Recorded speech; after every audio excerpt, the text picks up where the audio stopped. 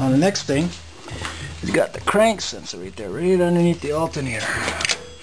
So what I could probably do is either lift it up to have more room, and that's what I'm going to do.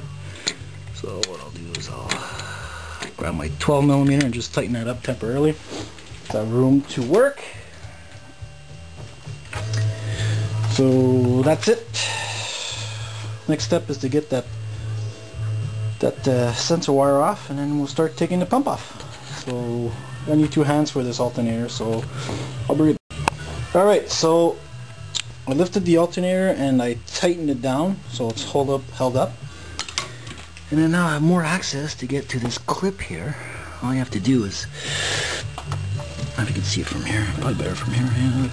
You have a clip there, and what you do is you push down on it. That sucker should come right out. Oh, my battery's dying. Great. Don't use this camera much. There we go. There she goes. And the crank sensor is off. Ready for pump removal. Okay, so what's going to happen here is my battery's going to die. And that's about it. So basically what you do is you get those bolts off. Oil's going to spew for sure. So I'm going to put a pan or something underneath there.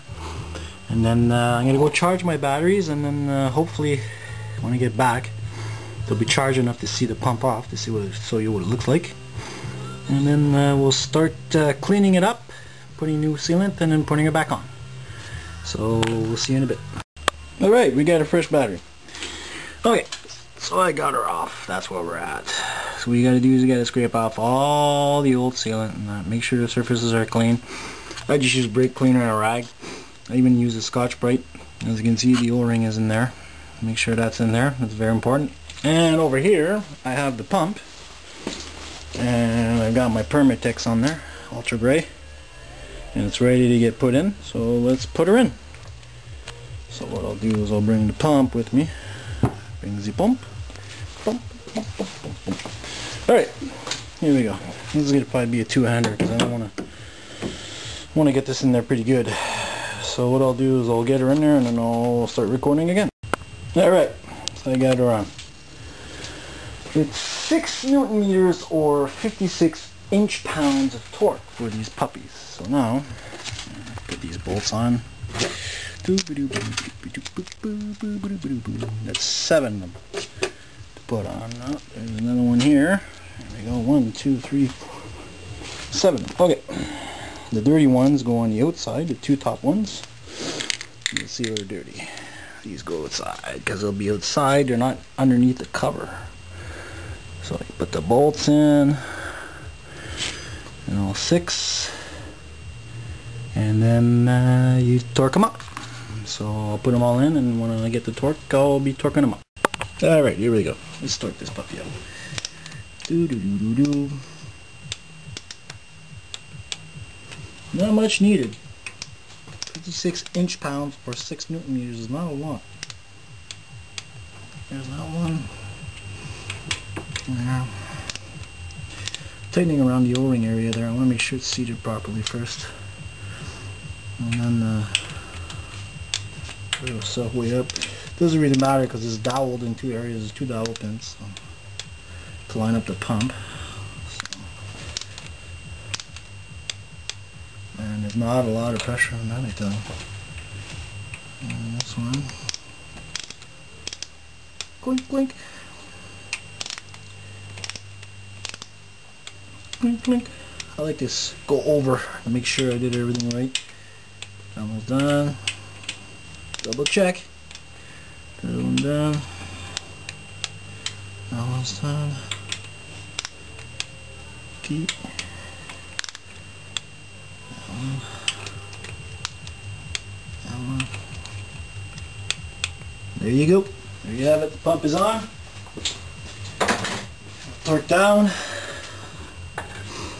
That's what you got. All the nuts and bolts are on. Everything's ready to put on. Now I'm gonna go put on the timing. Put this boogie back on. Gotta tighten there. Trust me, I'd rather work on a Subaru than any other Japanese car, tell you the truth. These things are awesome. Easy to work on. Parts available like you wouldn't believe. Swapping this, swapping that. Like friggin' Lego. Come on. Why aren't you going in? Give me a hard time, aren't you? I'm gonna pass it behind here. Come on. You can make it. Oh man, what's blocking it? Can't see much.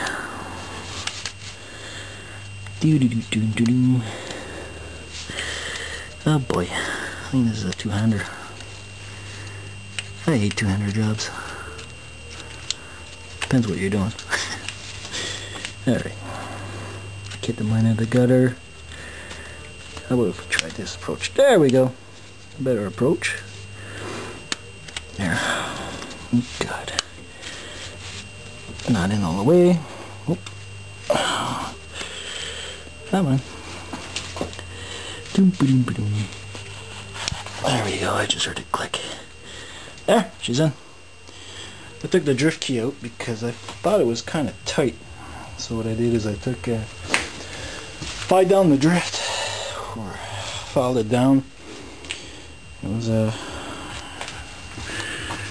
pretty sharp on the edges, so hopefully this will help install the cam gear back on. Tilt it down towards the front so it'll slip over it. And here we go.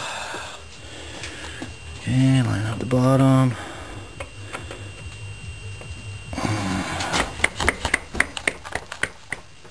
It's giving me a hard time. There we go, it's going in now. I also sanded the shaft down a bit because I thought it was kind of tight, a little too tight to my tasting, and I also sanded down around where the keyway is. Grab a little rubber mallet, tap her in to place. Boink, boink, boink, boink, boink. Go home, Yankee.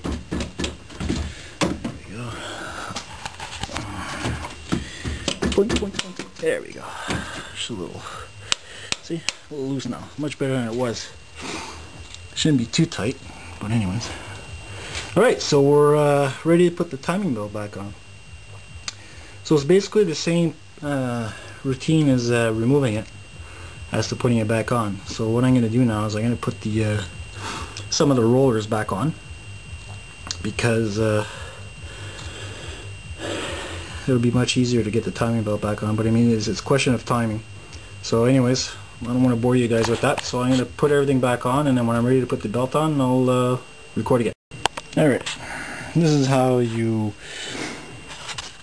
put the pin back in the tensioner.